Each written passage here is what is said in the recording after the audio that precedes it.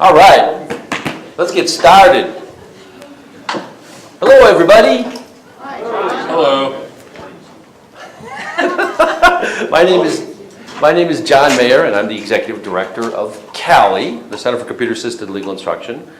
And my talk is called SuperFuture, CALI's SuperFuture, creating agency as a business model. So, what do I mean when I say agency? Well, first let's start with CALI's mission statement. CALI advances global legal education through computer tech, employs research, collaboration, and leadership to assist a diverse audience in the effective use of this technology in legal ed, and promotes access to justice through the use of computer technology. As mission statements goes, it's not too long, and actually gives us flexibility to cover a lot of ground. So what I mean by agency, that CALI creates it, is this. It's the agency and the principal-agent problem, right?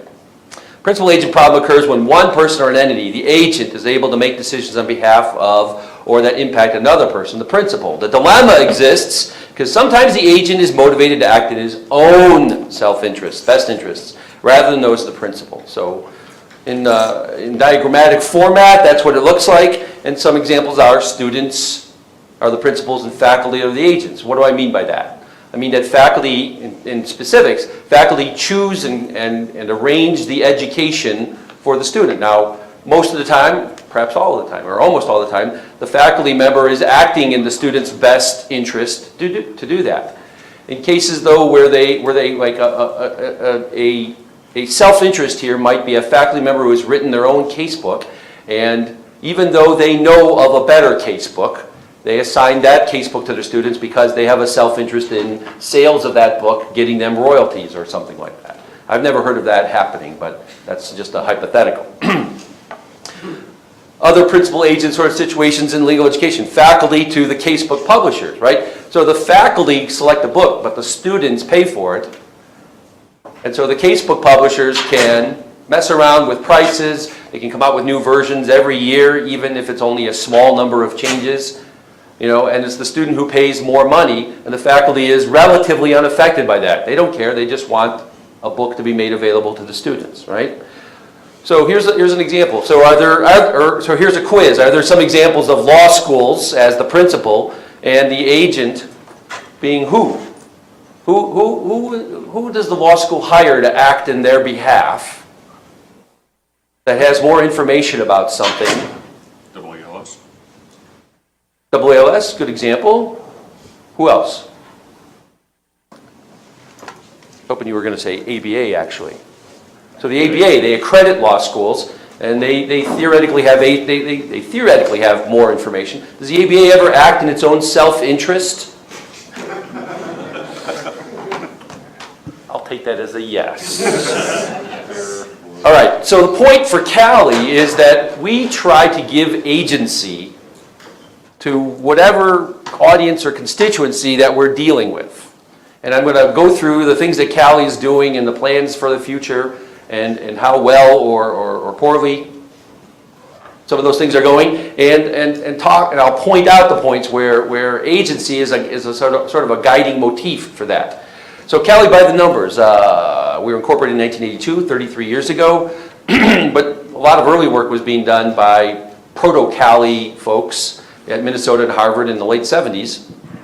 We have 473 members. 220 of those are affiliates, which is to say law schools outside the U.S., paralegal programs, legal studies programs, legal aid organizations. Yes, all of those can be members. Some of those can be members for free. All the rest of them that are not U.S. law schools, the membership fee is $250. It's dirt cheap, right? Oh, there's the 45 international and 208 U.S. law schools. So we have almost all U.S. law schools are members. Anybody here from University of Wisconsin? No? Okay.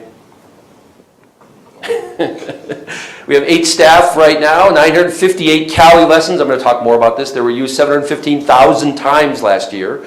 About 50,000 law students ran a lesson in the last ACA year. Not a cappella, academic. 238,000 CALI awards from 120 schools in our system. If you don't know what the CALI Award is, it's the book award, the Amger Award, but those have been gone for 20 years now. It's now called the CALI Award. We are the verb. I CALI'd that class. So let's look at membership. This is our membership numbers. Let's look at staff. This is our current staff right now. Very soon, unfortunately, we're going to be erasing Sarah from that picture.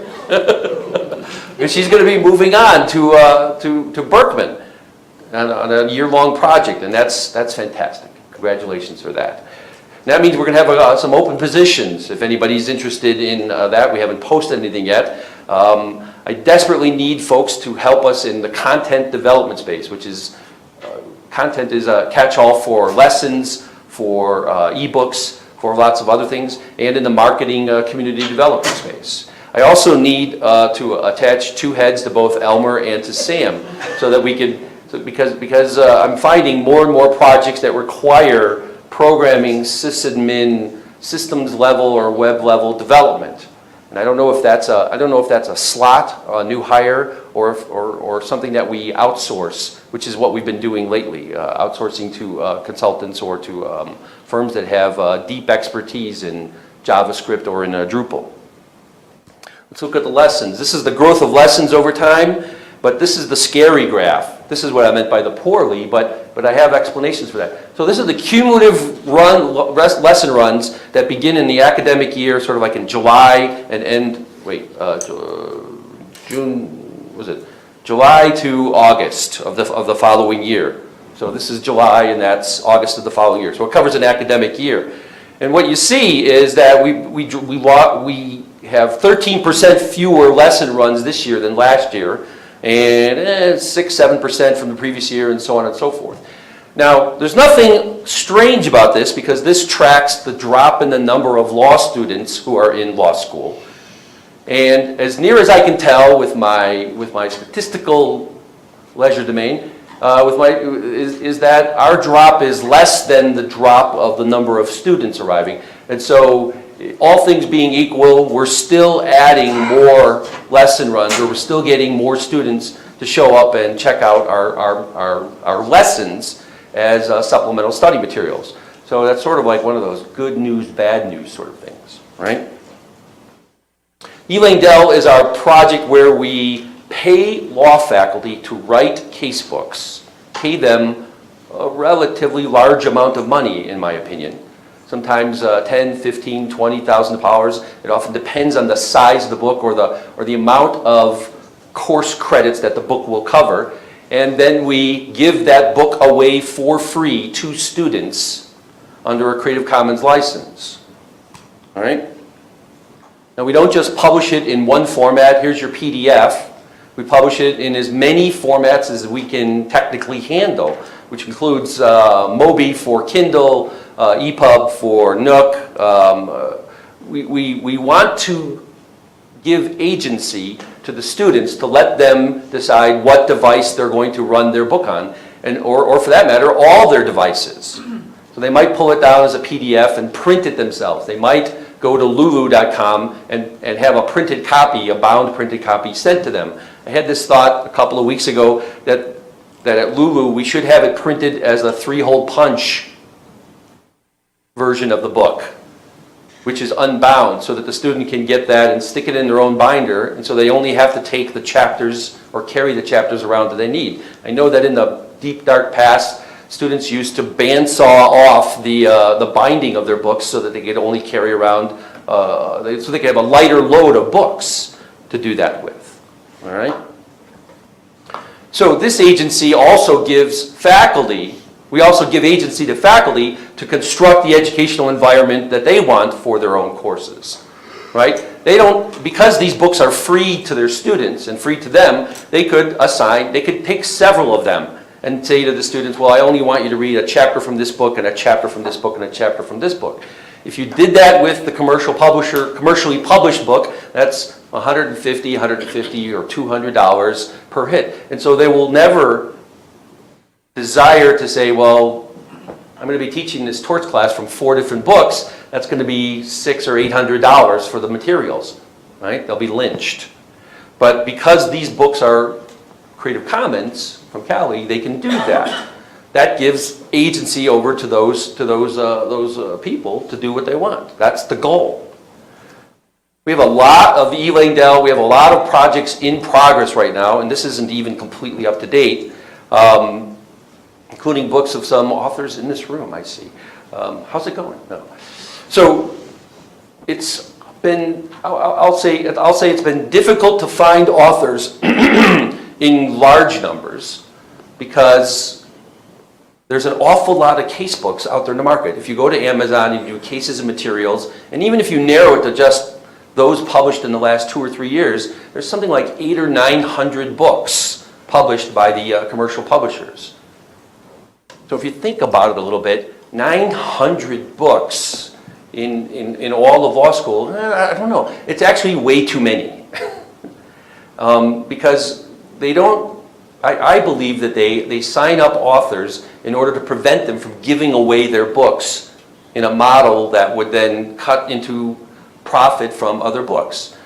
I'm not going to go all conspiracy theory on you, but the size of the market seems to belie what the profit would support in that sort of thing. So I think that's part of that agency principle problem. Now we're working on, in the future, near future, present to the future, another step there, which is those same books will be up on a website, a Pressbooks website. Pressbooks is a plugin for WordPress that will allow faculty to not just download their own ebooks, but to take our ebooks and make changes to them on the fly and then create a website or create a PDF or create an ebook. In other words, to self-publish, but in a sort of a Lego model. Oh, why is that why John had that song playing? Right? So in other words, to rip, mix, and remix materials into different orders for their own courses. Now, I believe that the complexity of the future of law and legal education requires that we have a system of publication for educational materials that is malleable, that is remixable, that is flexible. And the number one flexibility problem is intellectual property. If every time you want to grab a paragraph out of something and use it, and you have to go get permission, and you first have to find who owns that, is it the author? Did the author sell it to somebody else? That slows you down so much that you just say, I'm not going to bother. Or you steal it and you get into trouble later, right? The second problem you have is the technical problem. Well, I can cut and paste things into Word and stuff like that. Well, then I can't redistribute them. You know, then I have to worry about formatting, and then I have to worry about the production of a PDF, and then an EPUB, and then a MOBI. You know, and boy, I'd like to put this up on a website too. I'd like to be able to do all those things so that I can give maximum agency to the students. Let them decide where they want to learn. Well, we're trying to solve that problem. If you work inside of our Pressbooks or our lawbooks.cali.org system, you can grab materials out of our casebooks that we already publish under a CC license, or other materials that you find that you are licensed to do so. In other words, public domain cases or things like that, and then you can republish them into your own system. Now, there's a lot of working parts and pieces here, and there's a lot of details to work out. And law faculty in general, maybe the people in this room are an exception. No, law faculty in general are not programmers. They're also not editors, or they don't want to have to edit their own 900-page book or something like that. So I think the attraction of this will, despite all the advantages of what I just said, additional agency, your own malleability, I think we're only going to attract a small number of people at first. But as the user experience gets better, things will improve. In other words, we will iterate on this process and grow to make this the way people will do this in the future. So, what do you think? Let me ask your opinion. Do you think that the future of course materials is the curve that is traditional publishing, continuing to deliver books or to deliver ebooks in a DRM'd silo, or do you think it's going to be open? Which is going to win? Let's do a vote. Open. Not open. All right. The debate begins. Somebody who said not open. Why not? Pablo. People want to make money? All the people? I'm paying people. Want to make money? I didn't say open was cheap. I'm paying faculty to write books. But okay, that's a good point. I mean, the authors, the publishers, the marketers, the bookstores, the online retailers, a lot of people want to make money. Good point. So there's money in the old system that is an inefficiency in marketing that needs to be squeezed out. Wait, that was a cynical way of putting it, but but that's not even a cynical way of putting it. That's like the definition of the internet, right? As it runs into new areas. Is if there's transportation or other sort of inefficiencies, it says, well, let's go virtual with all that. Who else? Why not open? Who's on the four commercial publisher side? Just in my experience, talking to students, that just a surprising number of them still want that physical object that they can mark up with a highlighter pen and make notes in the margins. And yeah, you can do that electronically too, but there's some comfort, I think, for them anyway, in having that book open and being able to refer back to it. I agree, and I would put that in the category of that's the way we've done things. What about future students? Will they demand or require that physical thing? If they're in grammar school, they're using digital books, and in high school, they're using digital books? I guess I would say that the change will be far slower than some of us might hope. Couldn't it be both? I agree with that. The change will be slow, but it will be like all at once. It'll be like an overnight sensation after 10 years or something like that. You know? But I agree. There's a lot of inertia in this because we're dealing with a deep cultural change. So Elmer?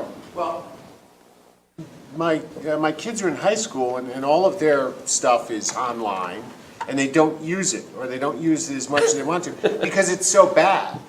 I mean, the interfaces are really, really crappy, right?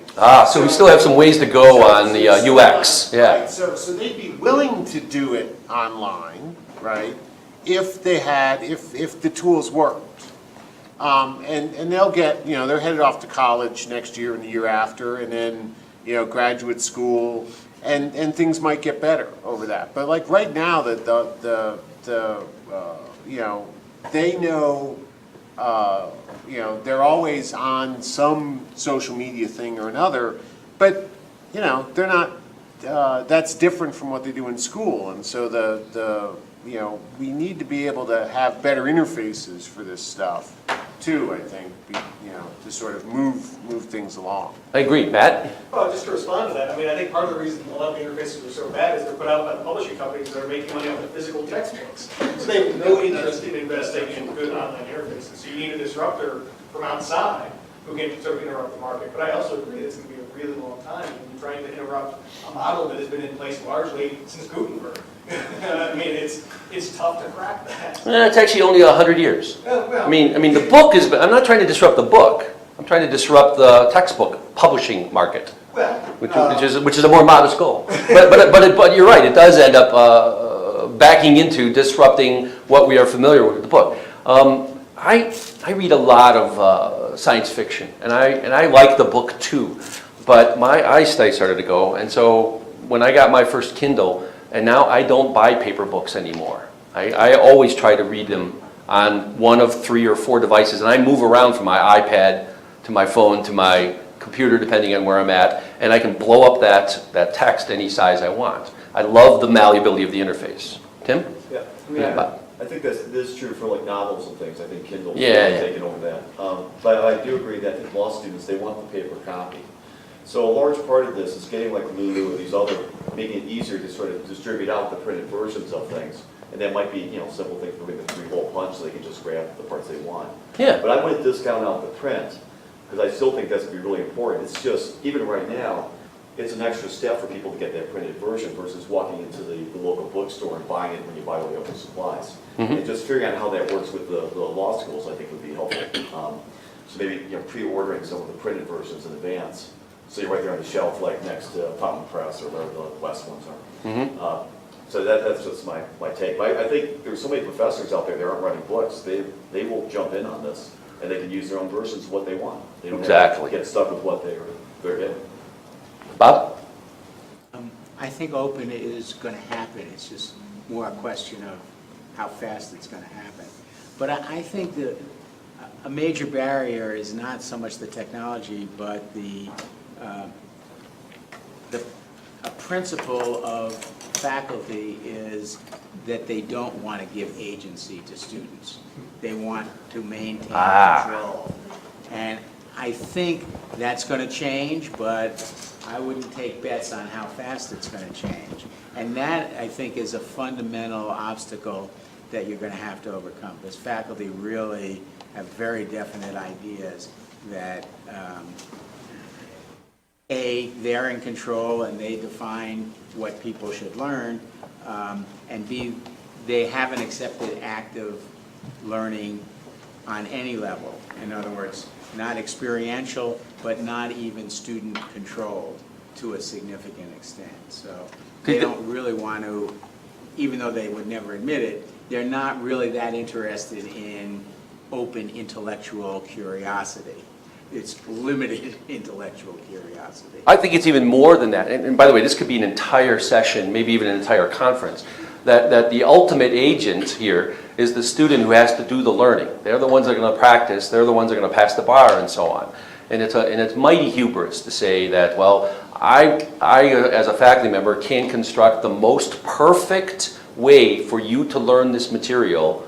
All 170 of you in this room will all get the most perfect way to learn this material that I have, personally tested for all of you, even though this is our first day of class and I just met you. Ultimately, it is the individual's responsibility, and the learning theories that I've been reading that on the web basically say students get that, right? The coming up generation is going to basically say, if I'm not getting it from what's in the room, I'm going to go find some other place to get it because I do want to learn this.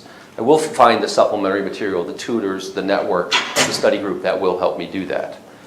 So one of the things that I noticed none of you mentioned, but is that it's awfully hard to market new books. And our board of directors, Jane Wynn, who is on my board of directors, has taken it upon herself to create a law review, a symposium on open education resources or open textbooks.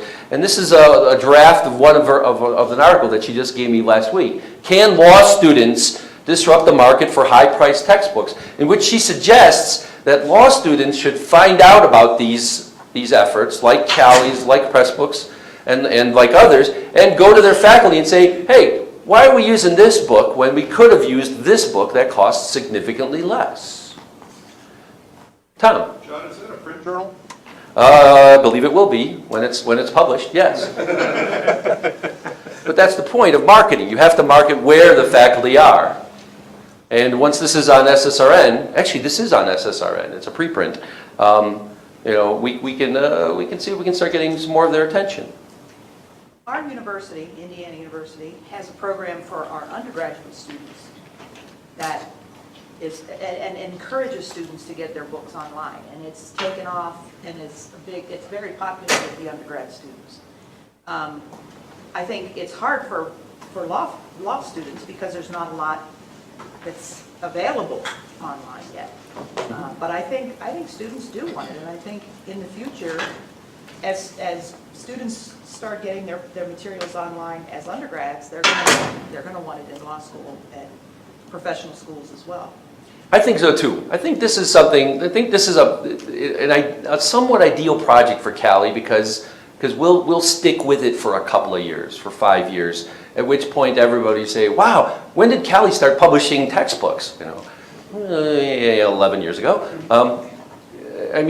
CALI did lessons for 10 or 15 years before, where they only had 100 lessons and a couple of 70 or 80,000 usages across the country every year. It took a long time to get to 1 million or 700,000 lesson runs per year and 50,000 law students using them. And that's more. And whoever said it's not about the technology, it wasn't so much about the technology as it was about overcoming barriers within the community and the culture. All right, let me talk about A to J Author and the A to J Author course project. Anybody not know what A to J Author is? couple. All right, I'll do a really quick on that. Where did I put it? Wait, no.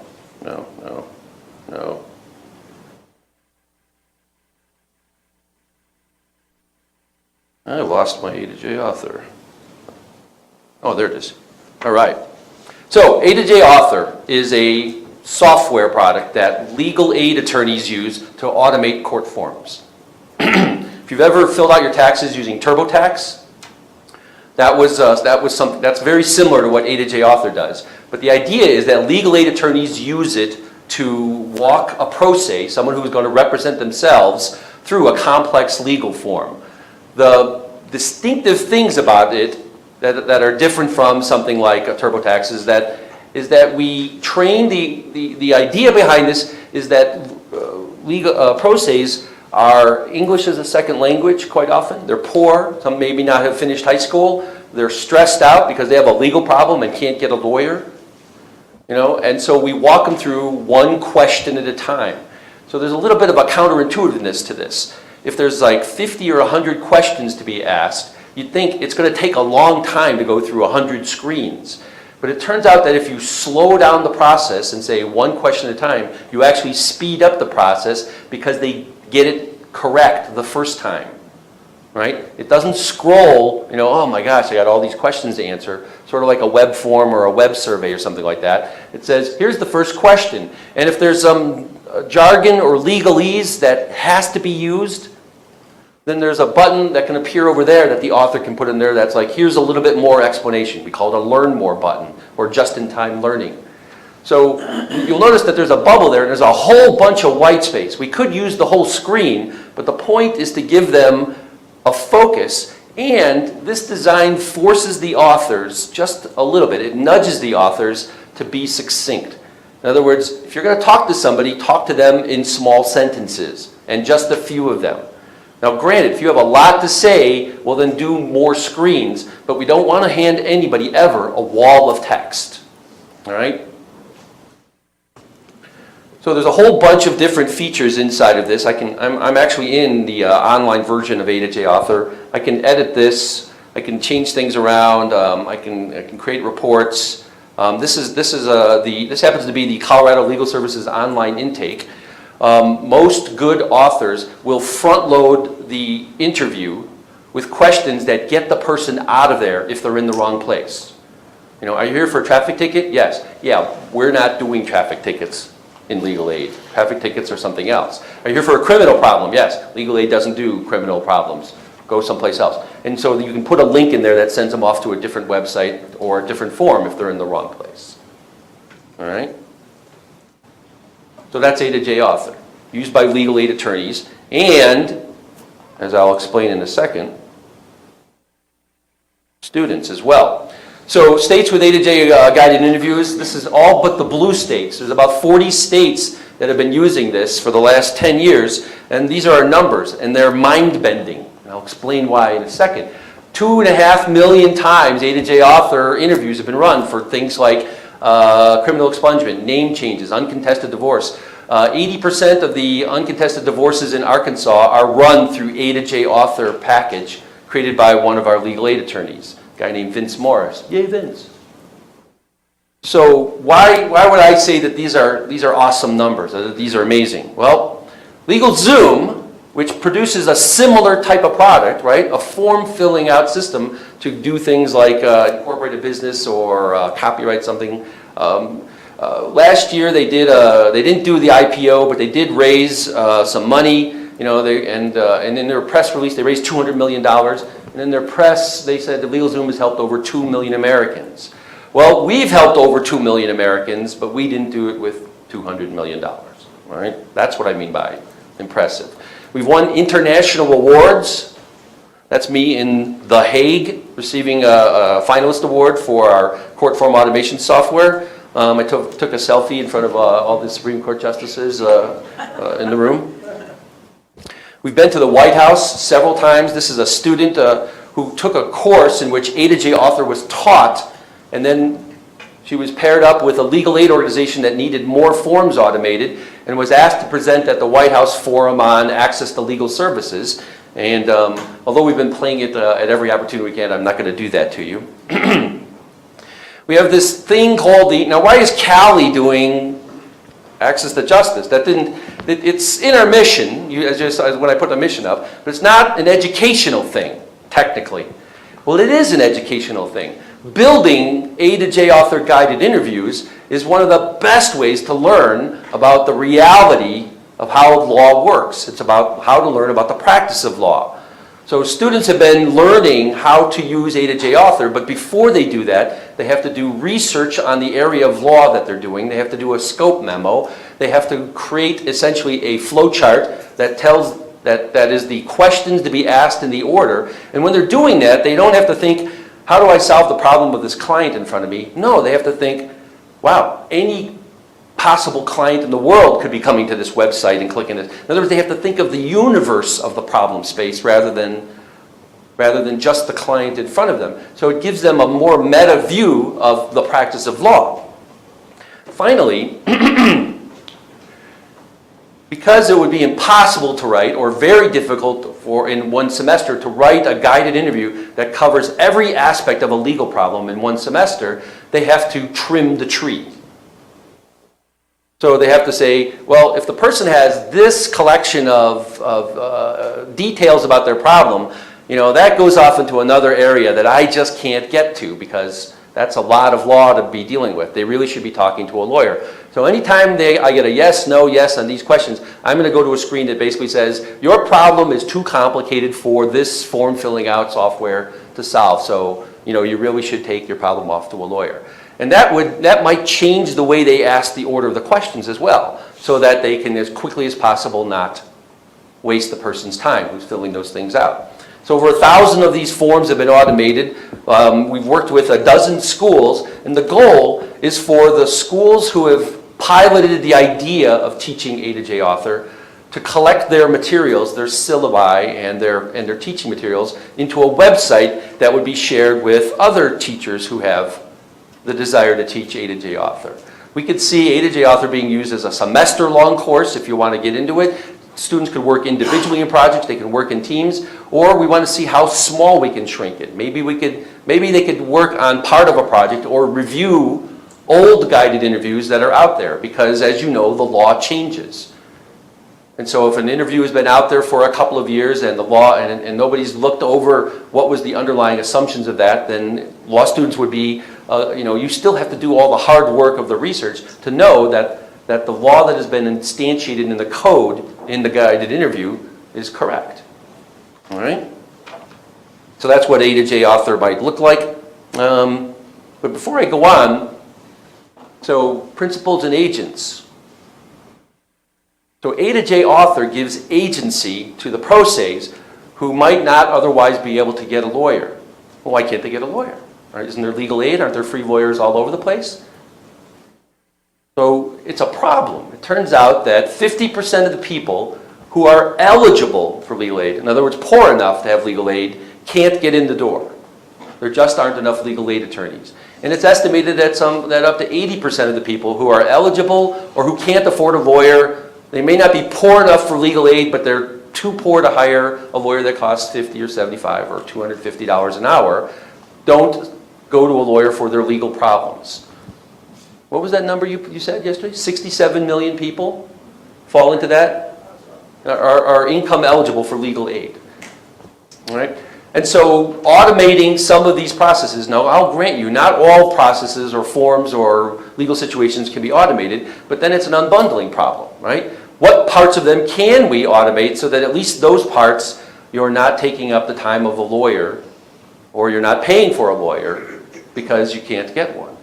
And so I see as A to J author, I see our work with A to J author as a way that gives agency, one, to the pro ses who can't get help, and two, to the legal aid attorneys and the legal aid organizations, and three, to the schools so that they can teach their students this is what the future of law practice is likely to look like. It may not be with this software, but in the future, lawyers aren't going to be doing the rote work. If anything is done twice the same way, then it should be algorithmized or automated. And it should be a smooth slide from, here, the computer can be solving your problem up to this point, and then maybe it comes out of the computer and says, okay, now the human being's got to like apply some wetware, some brain knowledge to this that a computer hasn't yet been able to automate, and then at some certain point when the forms have to be dealt with again, it could go back. In other words, if you take the law and you break it down into a series of processes, some of those are going to be automatable and some of those aren't. And the places that aren't are where the lawyers should be doing their practice and getting good at it. So this is what's happened to every other industry in the last 20 years via the internet and the web and other thing, and automation for that matter. It hasn't happened much to law, and it's happening now in a big way. All right? So we're working to add capabilities to 8HA Author, including making those guided interviews run on mobile phones. Poor people don't always have desktops, but they might have a smartphone. We're not building apps, we're building a web-based interface that will work with A to J guided interviews right now. All right? But we have a problem. So right now, A to J Author is just a data collection application. It asks the questions and gets the answers, and then formats the answer file and hands it off to another program that actually assembles it into a document. Typically hot docs, 99% of the time hot docs. All right? So when we started working with students a couple of years, we ran into the following problem. Hot docs is Windows only. And 50% of the people and 90% of the computers I can see in this room are Macintoshes, are Apple Macs. So they had to either install Parallels or borrow a Windows computer or something like that. Second problem we had was hot docs is a commercial product. It costs $800. That's not so bad. They actually give a discount for nonprofits, and they'll let students download it for 60 days for free, and they don't check very well. So if it goes past 60 days, you can download it again. I can't believe I just said that out loud. But it's still a problem in that in training students to use A to J Author, we also have to train them how to use hot docs. And that's a little bit more complexity than some, that means the smallest size we can make the package that you drop into a course is not very small because there's a lot of training involved. There's 2 things to learn, not 1. All right? For all those reasons and more that I don't have time to go into, we're working on adding document assembly capabilities into A to J Author. Essentially a JavaScript or web-based document assembly and interviewing tool, so that we'll make hot docs or other document assembly tools optional. Again, giving agency to people who cannot afford or don't have the right operating system to run the tool that's out there. The goal is for this to become beta, to have a beta version by October 1st. And with this, it opens up all sorts of new vistas, right? We have other problems. Clinics and schools that want to automate legal processes that are not within the Venn diagram or the circle of legal aid, have no place to put their guided interviews.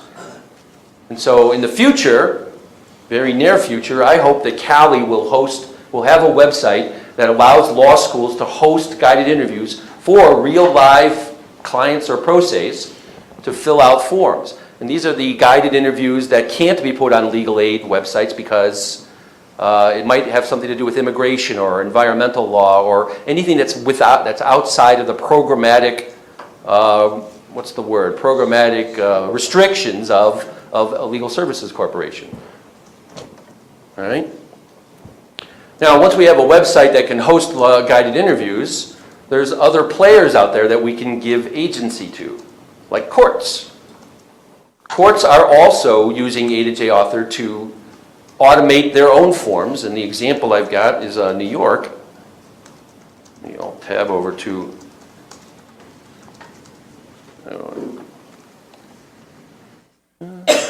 here we are. So here is they call their thing DIY forms, and they've automated 20 or 30 processes: uncontested divorce, custody visitation, these are all in family law, right, Jessica? Yeah. What I love about this, I just had it up. Oh yeah. So they also have done extensive surveys on the people that use this, and the results are in the 95 to 99%. I am absolutely delighted with this service. And they have 10 or 15,000 comments like this. Rochelle sent me the complete thing, but saying things like, excellent program, I was trying to complete by hand, but this was so much easier. This really helped me through the process. It was clear and easy to use. Thank you for making this process easier. Their court staff are delighted. They are happy to come to their jobs these days, because when people come to them and say, I got a problem and I don't know how to solve it, and I can't get a lawyer, and can you help me? And they're like, let me show you to a kiosk where they solve the problem for themselves. They are able to give agency to the people that come to the court with a problem. And there's comment after comment after comment about how this is. Really appreciate the opportunity to prepare the forms online. Made the process way faster. The DIY saved me money, which was the main thing. Thanks so much. And so on and so forth. So we can imagine working with courts as well to host forms. And the unanswered question is, well, why not go full commercial there? Why not make this available to lawyers? Sort of a bottom-up sort of thing. Now you'd think there'd be like lots of companies in this space, and there aren't. There's some companies that are in this space from the side. So Clio and Rocket Matter and others are building document assembly capabilities into their thing. And it's kind of awesome because they already have all their clients' data there, right? So they don't have to have somebody fill something out. It can take the information that's already inside the system. There are others, but we're looking. I'm talking with the folks who run incubators around schools, and there's 30 to 60 incubators. And they would be a good a pilot phase for solo practitioners who are experimenting with the idea of automating or creating an entire ecology of automated legal processes that may or may not lead to a completed form. It may lead to something that basically says, well, now that you've done this, I'll be happy for some amount of money to work with you, or here's other people in the solo market that will take your document and help you take it to the next step. I don't know. I just think that there's all sorts of possibilities in the unbundling of this to explore that might get CALI some revenue stream that will allow us to support further iterative advances on this software. So right now we've got a lot of stuff on our plate. Projects in progress. We're hiring new staff. We're working on dashboards for users, for courses, for law schools, for institutions.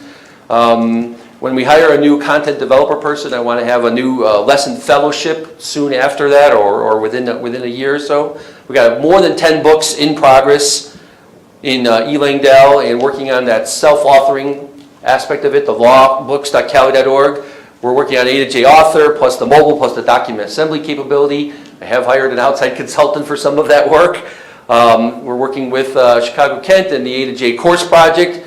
The working group on distance learning and legal education has just sent me the final draft. Is William in the room? I saw him in the room a moment ago. Just sent me their almost final draft of their best practices in distance learning. I'm not going to tab to it. And we're going to use our expertise in ebook publishing to turn that into a website and a collection of ebooks that can be distributed to schools for sharing information. And of course, we're working on CALIcon15. So we're in a new ecology of legal education, practice, services, and justice. Applications are at 20-year lows. Mergers and closures of law schools are slowly becoming a reality. And yet, this is because CALI is a change agent, and this is a time of great change. This is our time to shine. This is our super future, right? Experiential learning. People are willing. I'm having conversations with people that weren't willing to listen to things I would say before about technology integrated into their classrooms, into their teaching, into their online things. We tried to do something with distance learning back in 2002. We called it CODEC, Consortium for Distance Education from CALI. It was a silly name. And there was some interest in it, but it was mostly around ISDN lines and TVs rolled into rooms and stuff like that. In other words, we were 10 years too soon, right? There's a lot of schools right now with distance learning projects, mostly in the LLM space, but William Mitchell, anybody from William Mitchell?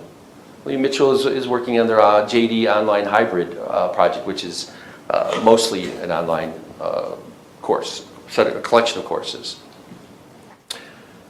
Already talked a little bit about incubators. IT, it's my observation that we have fewer people here at this conference for a lot of reasons, but one of them is that IT inside of law schools is shrinking.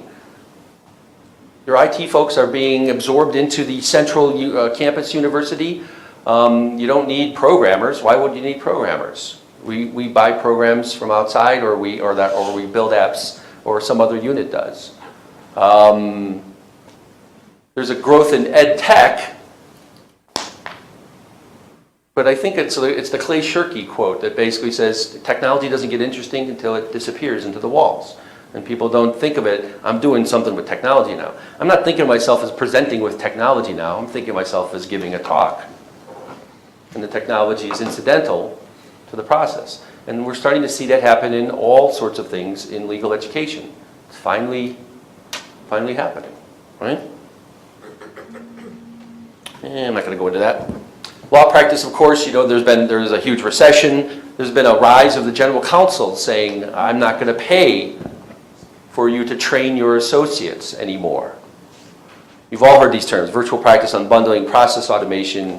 For example, I gave LegalZoom. LLLTs, the limited license legal technicians in Washington, and whether or not that will spread. And courts maybe seeming to get their IT act together. I don't know, I've seen some good evidence there. So my last or second to last slide on this was intended to be a discussion item. Let's say none of the things I just talked to you about existed. Let's say CALI didn't exist. If a consortium were being started today around legal ed or ed tech and law practice, what problems do you think they should be formed to solve?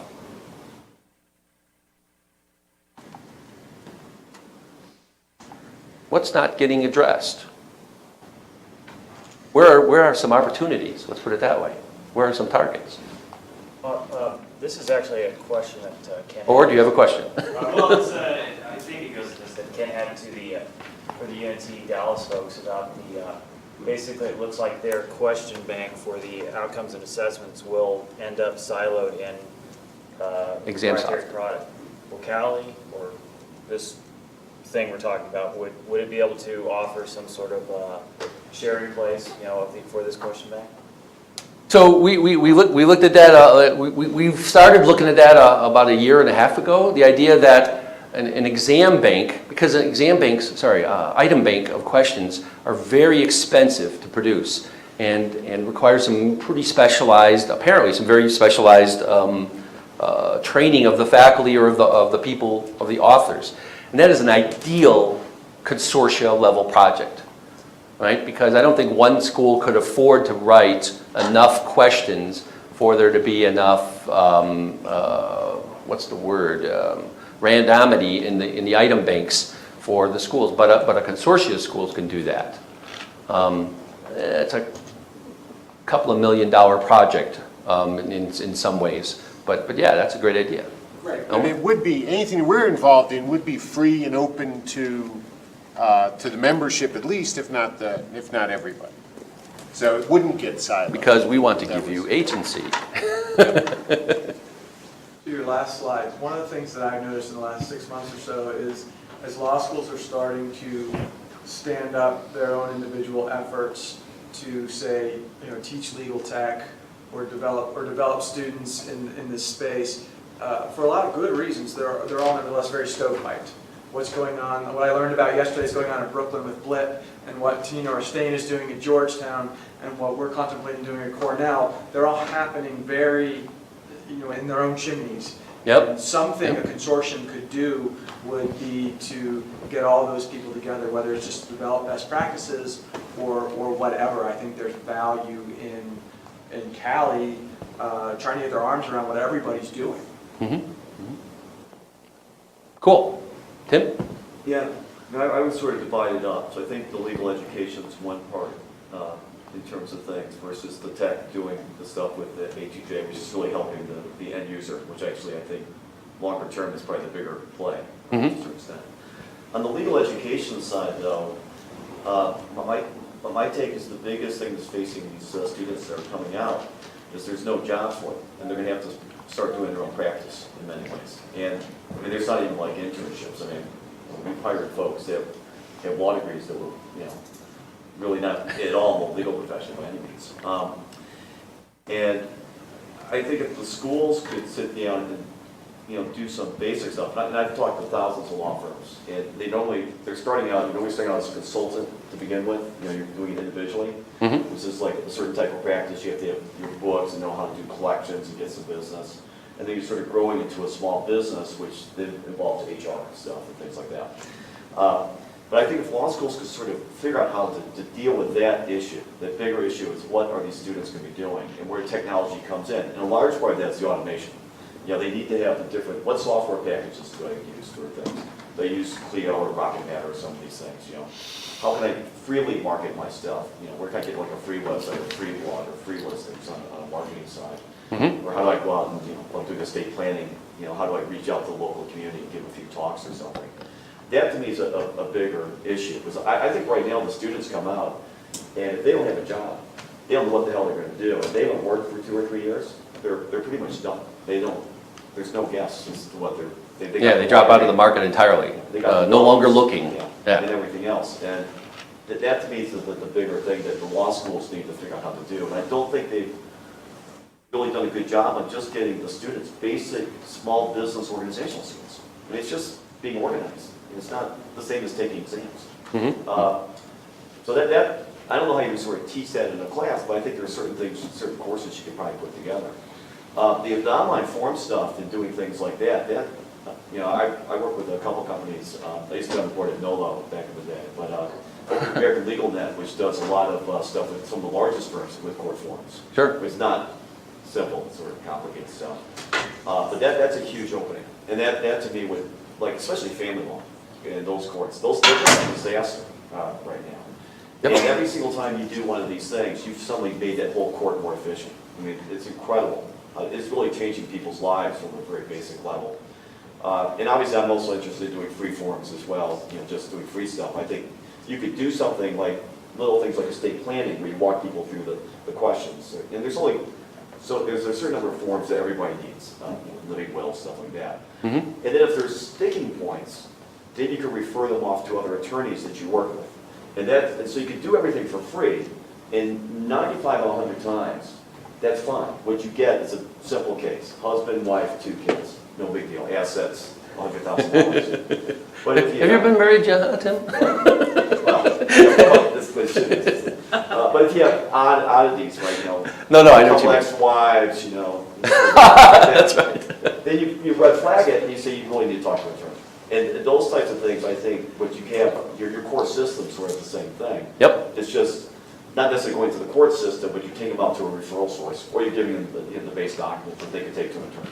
Well, and there's a whole nother talk, but I think that the law that gets instantiated inside those automated forms or automated systems had better damn well be transparent. Yeah. In other words, I want to know that what I'm working with is actually the correct law. And the problem is, in order to support building these things in a for-profit manner, you have to go proprietary with them. You have to hide that stuff. That's like source code. And so those two things are working against each other unless you can come up with a model to say at a platform level it's transparent, but at an implementation level money can be made. I mean, I think the model is you try to move into a referral model for the sticky cases, because that's where the higher revenue is anyways. So Ron Stout is not here because he's in England saying what we need is a portal that helps all these poor people, and then the not poor people who show up because it's free, can get referred off to a lawyer, and that revenue, some part of that revenue stream can continue to support the poor part. Now, details need to be worked out, but it's not a bad thought. It's doable, and I think Yeah. and I have some ideas of the cost involved in keeping these things up to date from a legal standpoint. And, you know, how you focus, you focus on certain types of forms that more people need. It's not as expensive as you think, but it requires, you gotta be on top of it, have some sort of management to keep on top of the different editors that control the forms. They're making changes when new laws change or new cases change different parts, which, give you a different outcome or a different template. So it's really more of a management issue in terms of keeping up to date on it. All the lawyers in each of these practice areas are, for the most part, keeping up to date on the law that they're following. And they're easy sources for their updating forms. If you can manage it a little bit, I don't think it's as crazy as you think initially, but. I don't think it's impossible, Yeah. or, and the more I peel away pieces, and the problems have become so intractable that people are like, it used to be if you can't give perfect legal advice, then don't give any at all. And now people are saying, I'm not going to let perfect be the enemy of good anymore. And that's the revolution I've had with the legal aid organization, where they went from, we're not going to do this, we're not going to help pro se's solve their own problems. We just need more lawyers. We need more funding to get more lawyers. And over 20 years, they've decided we're not going to get more funding. We're never going to get $800 million or $1.2 billion, which is what they would need or more to have enough lawyers. And so they started to take $4 million a year and do these technology projects, do it over the web. Cool. So we only got a few minutes left. So these are some of the things that I've had half a dozen of conversations with people. Like I mentioned, the formative assessment item banks across all law schools. I've heard the word Khan Academy of Legal Education about 10 times in the last 2 or 3 years. The idea behind Khan Academy is a whole bunch of short videos, 5-minute, 10-minute videos. You take all of legal education, you chunk it down into 1,000 of those, and then let the student create their own playlists of learning things like that. That's, if anything's a consortia, it's either one determined faculty member like Arthur Miller, inside joke, and nobody laughed because it's that inside. Or that would be a consortia project to find the best law professors, objectively the best law professors, and film them. Hosted service for A to J, I already talked about that. Simulations and games that teach practice skills. Man, we've written simulations and games that teach practice skills, but it's not a scalable thing. Although the tool sets are getting a little more accessible to be able to iterate so that you could build a better game and a better game and a better game. I don't know. People usually get excited about the idea of games in legal education. I guess because legal education is so boring. I'm not seeing excited faces here. All right. Digital literacy for law faculty. I know the Suffolk folks are working on that, but I've had conversations with people that say, no, it's a different digital literacy. They want digital literacy for practice or a digital literacy for law faculty. Or what can we test the students' digital literacy before they come in and have them do like a summer course or something like that? Anybody super excited about that? No. Or maybe, I don't know. Educational Technologist Consulting Service. This was the idea that there aren't enough educational ed techs out there. Not all. Is anybody at a school that doesn't have someone in the ed tech role? You mean like sort of instructional assistants? I'm going to let you decide what ed tech means. All right, then yes. You don't have anybody in the ed tech role. Interesting. What school? Nebraska. Oh, that explains. 2 IT people, but we don't really have a formal kind of. Yeah, but you got Steve Bradford. Just call him up. He'll always be willing to help. That's what we do, yeah. See here? No, too bad. So the idea here was that CALI should hire an ed tech and have them on call to assist people, not with solving their problems, but with providing sort of meta advice or suggestions. And in the meantime, keeping lists of the best student printing software, the best presentation software, holding webinars and things like that. I kind of like the idea, but I'm not sure. Legal tech, digital literacy certification, everything. If you teach something, you should give them a certificate or a badge. Okay. Or a cookie, there you go. Well, it said that last one, if you publicly made those lists available for like in the archives, and you give them like little, spend some design time, like little badges they put on their website, everybody that I talk to, all the recent students, always talk about their CALI awards and things like that. Yep, 238,000 CALI awards later. But I know that works. They'll stick that on their website and things like that, and it increases your brand for the attorneys who maybe later on become your referral source for your forms projects or something. Yeah, and they don't even have to stick it on their website. Apple will just scrape it off of our But website. they do scrape it. Jennifer? We just put into our JD requirement that the students have to be technologically competent.